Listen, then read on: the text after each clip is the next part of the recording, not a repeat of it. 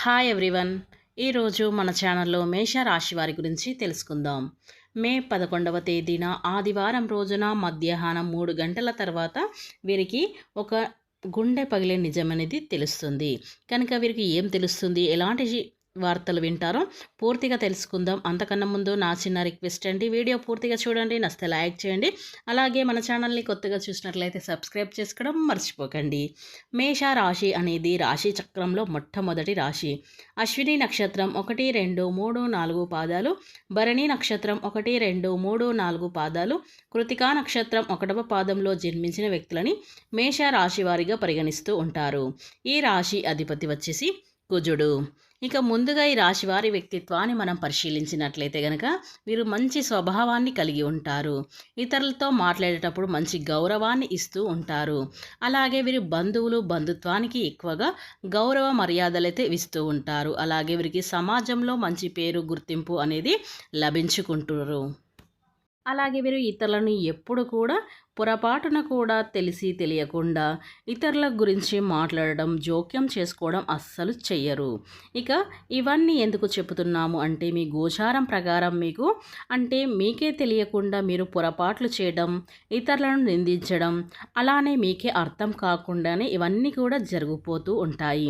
ప్రతిదీ కూడా నిండా మునిగే వరకు కూడా ఏం చేస్తున్నారో అర్థం కానటువంటి సిచ్యువేషన్ అయితే ఉంటుంది. ఎందుకంటే ఈ సమయంలో శనిదేవుడి యొక్క దుష్ప్రభావాలు మీ జాతకం ప్రకారం పైన ఉండటం వల్ల, గ్రహాలు మీకు అనుకూలంగా లేకపోవడం వల్ల మీకు కొన్ని సమస్యలు వచ్చే అవకాశాలు అయితే ఈ మేషరాశి వారికి కనిపిస్తున్నాయి. అందువలన మీరు కొంచెం జాగ్రత్తగా ఉండాలి. ఇక ఎవరి విషయంలోనూ ఆచితూచి అడుగు వేయాలి. ఎవరిని ఏ మాట కూడా అనవసరంగా అస్సలు అనవద్దు. అలా అనటం వల్ల మాత్రం మీకు చాలా సమస్యలు అయితే వస్తాయని మనం గుర్తుపెట్టుకోవాలి. తిరిగి మీ యొక్క సమస్యలు మీరే కొని తెచ్చుకున్నట్లు అవుతారు ఈ మేష రాశివారు. కనుక మీరు ఈ మేష రాశివారు కొంచెం జాగ్రత్తగా ఉండడం చాలా ఉత్తమం.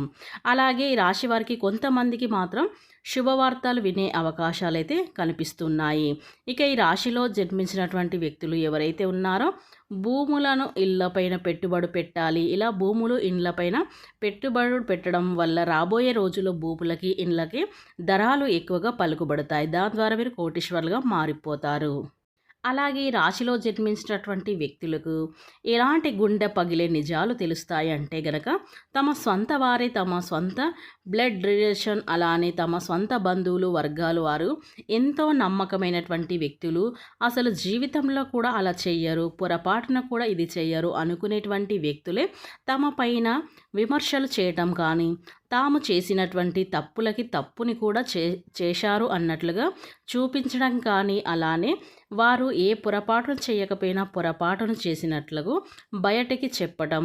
నిజానికి ఒక మాటంలో చెప్పాలి అంటే గనక, స్వంత వారిని బంధువర్గంలో వారే, అలానే వారి రిలేషన్ వారు తమ బ్యాడ్ చేయటం కానీ, కాబట్టి ఇలా వారి సొంత వారు తాము ఎంతో నమ్మినటువంటి వ్యక్తులే ఇలా తాముని అయితే ఈ మేషరాశి వారి వ్యక్తులని తమ గురించి లేనిపోని కూడా కల్పించి చెప్పడం, ఇలాంటివి అన్నీ కూడా తాము చాలా బాధ పెడుతూ ఉంటారు.